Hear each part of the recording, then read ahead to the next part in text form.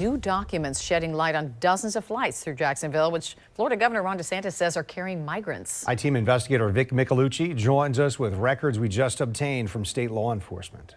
These charter flights have been coming and going from JAX for months, usually at night. So we pulled the documents of chartered planes possibly carrying migrants landing here and found dozens over the past 6 months.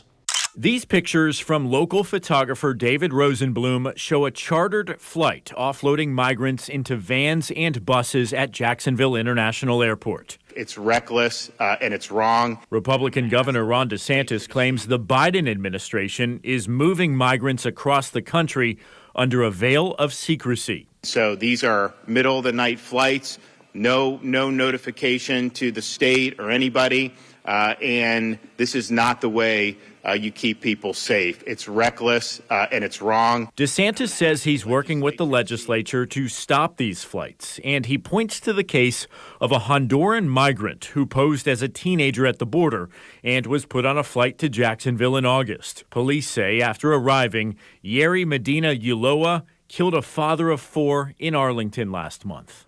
We obtained flight records from the Florida Department of Law Enforcement, which the governor asked to investigate these flights. A spokeswoman saying FDLE developed a reliable and confidential source who provided information about numerous flights coming into Jacksonville. She went on to say they were transporting what was believed to be potential illegal immigrants. These records show 77 chartered flights that landed in Jacksonville from all over, but most frequently Texas, including places like Houston and El Paso. The date range is from April 22nd to October the 6th. One flight had as many as 180 passengers on board, although the number of people on most flights is listed as unknown. Not all of the records make sense, however. One Army flight came from Ireland, for example. Another is a National Guard flight from Norfolk.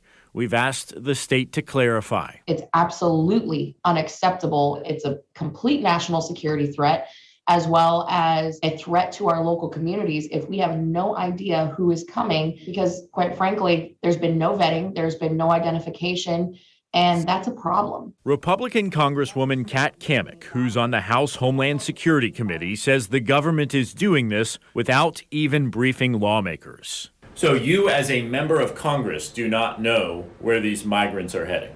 No, we have sent congressional inquiry after congressional inquiry. What do you do with all of these people? Obviously, there's not enough room along the southern border. Well, quite frankly, the administration needs to stop inviting them to come here. When you have a reconciliation bill this week that we're going to be voting on that grants mass amnesty for people who come here illegally, that's a magnet. We reached out to the U.S. Department of Health and Human Services, which is running flights for unaccompanied migrant children. A spokesperson there telling us it is our legal responsibility to safely care for unaccompanied children until they can be swiftly unified with a parent or a vetted sponsor. They added they use air and ground transportation, quote, taking into account child safety and wellness, travel time, and cost effectiveness. Now, these records do not show where these migrant passengers are heading once they get into buses and vans.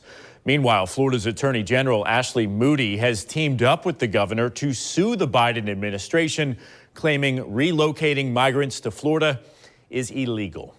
I'm Vic Micolucci, Channel 4, the local station. Thank you, Vic. Now, we've reached out to Congressman Al Lawson, a Democrat, for his take on the flights. He sent us a statement. It reads in part, "These flights allow our country to do what is morally right. We are building an immigration system based on humanity and working to keep families together, process asylum claims quickly, and help unaccompanied minors get placed with loving, caring, and safe relatives as fast as possible." We're also waiting for more detailed documents from the state of Florida.